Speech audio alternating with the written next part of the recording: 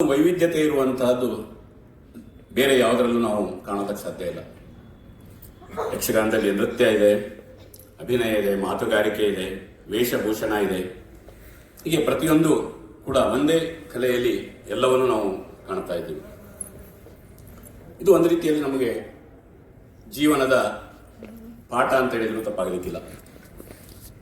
ವಿಶೇಷವಾಗಿ ರಾಮಾಯಣ ಮಹಾಭಾರತ ಕಥೆಯನ್ನು ಇಟ್ಟುಕೊಂಡು, ರಾಮಾಯಣ ಮಹಾಭಾರತ ಅಂದರೆ ಅದು ಒಂದು ಯಕ್ಷಗಾನವನ್ನು ನೀವು ರಾತ್ರಿ ಬೆಳಗಿನವರೆಗೆ, ನಾವು ಮೊದಲೆಲ್ಲ ರಾತ್ರಿ ಇಡೀ ನಡೆಯುವಂಥ ಯಕ್ಷಗಾನವನ್ನು ನೋಡ್ತಾ ಇದ್ವಿ. ಈಗ ಎಲ್ಲರಿಗೂ, ಪ್ರೇಕ್ಷಕರಿಗೂ ಅಷ್ಟೇ, ಕಲಾವಿದರಿಗೂ ಅಷ್ಟೇ, ಸಮಯದ ಅಭಾವದಿಂದಾಗಿ ಅದನ್ನು 3 ಗಂಟೆಗೆ 2 ಗಂಟೆಗೆ ಇಳಿಸಿದ್ದೀವಿ.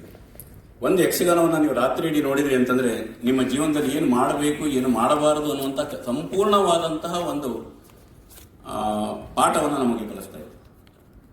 ನನಗೆ ಯಕ್ಷಗಾನ ಅಂದ ತಕ್ಷಣ ಈಗ ನಾವು ಮಕ್ಕಳಿಗೆ ನಲಿಕಲಿ ಅಂತ ಒಂದು ಹೊಸ ಕಾನ್ಸೆಪ್ಟ್ ಬಂದಿದೆ. ಅಂದರೆ ನಲಿಯುತ್ತಾ ಕಲಿಸುವಂಥದ್ದು. ನನಗೆ ಯಕ್ಷಗಾನ ಕೂಡ ಅದೇ ರೀತಿಯಲ್ಲಿ ನೆನಪಾಗ್ತಾ ಇದೆ. ಇದು ಕೂಡ ಒಂದು ರೀತಿ ನಲಿಯುತ್ತಲೇ ನಮಗೆ ಜೀವನದ ಪಾಠವನ್ನು ಕಲಿಸುವಂತಹ ಒಂದು ವಿಶಿಷ್ಟವಾದ ಕಲೆ ಅಂತ ನನಗೆ ಅನಿಸ್ತಾ ಇದೆ. ಆದರೆ ಇತ್ತೀಚಿನ ದಿನಗಳಲ್ಲಿ ಯಕ್ಷಗಾನಕ್ಕೆ ಹಲವಾರು ಸವಾಲುಗಳನ್ನು ನಾವು ಕಾಣ್ತಾ ಇದ್ದೀವಿ. ಆರ್ಥಿಕವಾದ ಸಮಸ್ಯೆ ಇರಬಹುದು, ಪ್ರೇಕ್ಷಕರ ಕೊರತೆ ಇರಬಹುದು, ಅಥವಾ ಬೇರೆ ಕಲಾ ಮಾಧ್ಯಮಗಳ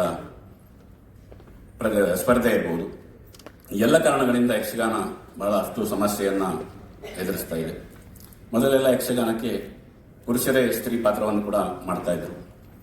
ಆದರೆ ಇತ್ತೀಚೆಗೆ ಸ್ತ್ರೀಯರೇ ಮುಂದಾಗಿ ಯಕ್ಷಗಾನದಲ್ಲಿ ಸ್ತ್ರೀಯರ ಯಕ್ಷಗಾನವೇ ಬರ್ತಾ ಇರೋದು ಬಹಳ ಒಳ್ಳೆಯ ಬೆಳವಣಿಗೆ.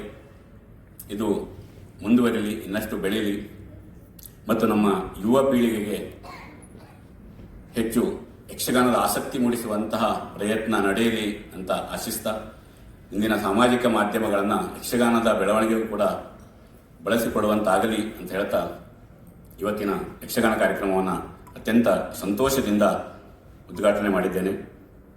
ಈ ಕಾರ್ಯಕ್ರಮ ಯಶಸ್ವಿಯಾಗಲಿ, ನಿಮ್ಮೆಲ್ಲರನ್ನು ರಂಜಿಸಲಿ. ಮುಂದಿನ ದಿನಗಳಲ್ಲಿ ಕೂಡ ಎಲ್ಲರ ಪ್ರೋತ್ಸಾಹ ಸಹಕಾರ ಇರಲಿ. ಎಲ್ಲರೂ ಸೇರಿ ಇಂತಹ ಕಲೆಯನ್ನು ಉಳಿಸಿ ಬೆಳೆಸೋಣ ಅಂತ ಹೇಳ್ತಾ ನನ್ನ ಮಾತುಗಳಿಗೆ ವಿರಾಮ.